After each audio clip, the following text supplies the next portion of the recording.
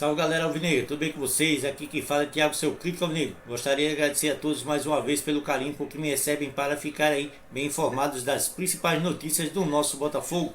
Galera, após a 22ª rodada ser concluída, Botafogo de Futebol e Regatas anunciou os seus últimos reforços para a atual temporada 2022. Aqueles que serão responsáveis por manter o Botafogo na primeira divisão e algo mais. Caso o Botafogo tenha ainda a ambição de algo positivo, além de permanecer no futebol brasileiro Série A da Elite, poderá então disputar alguma vaga para ou Copa Sul-Americana ou Libertadores. Esperamos que o Botafogo ao menos tenha esse objetivo, tá?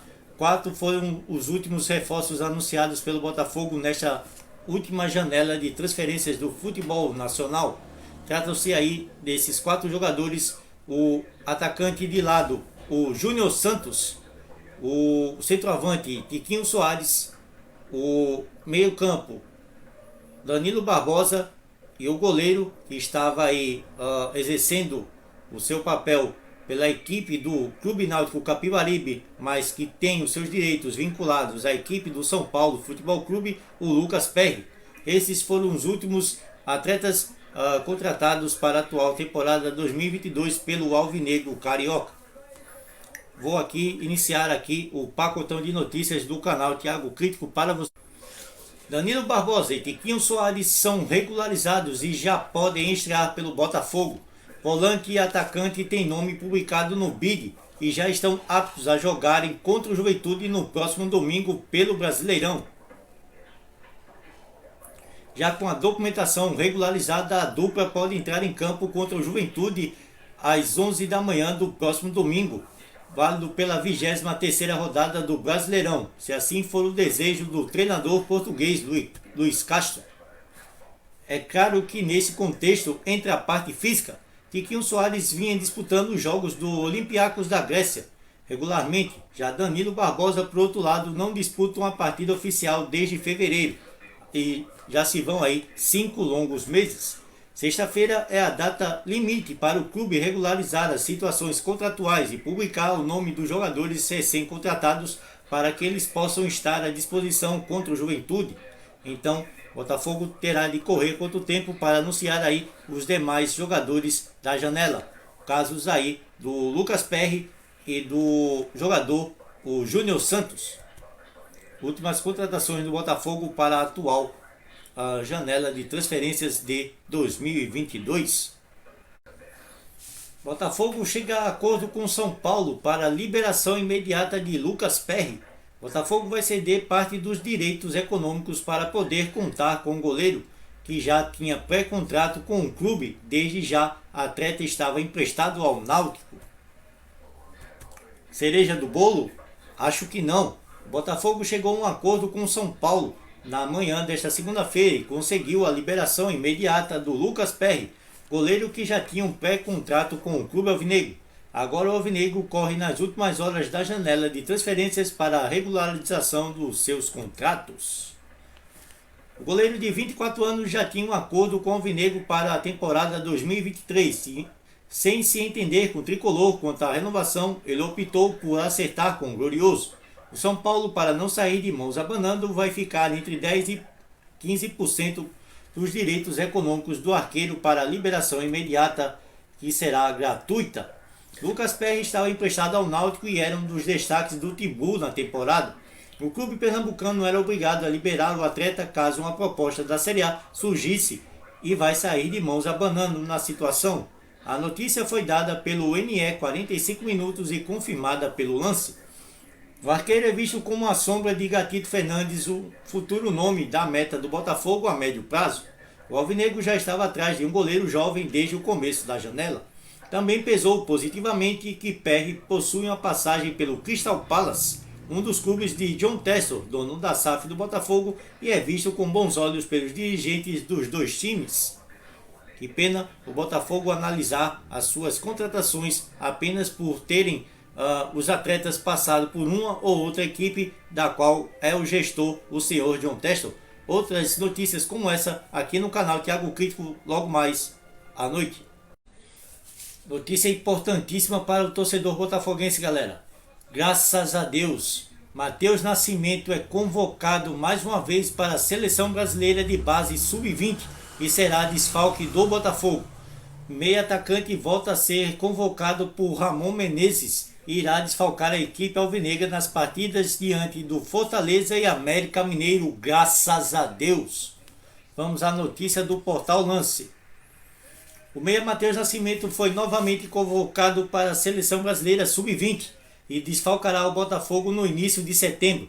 O técnico Ramon Menezes anunciou a lista de convocados nesta terça-feira para o quadrangular do Punta del Este, no Uruguai.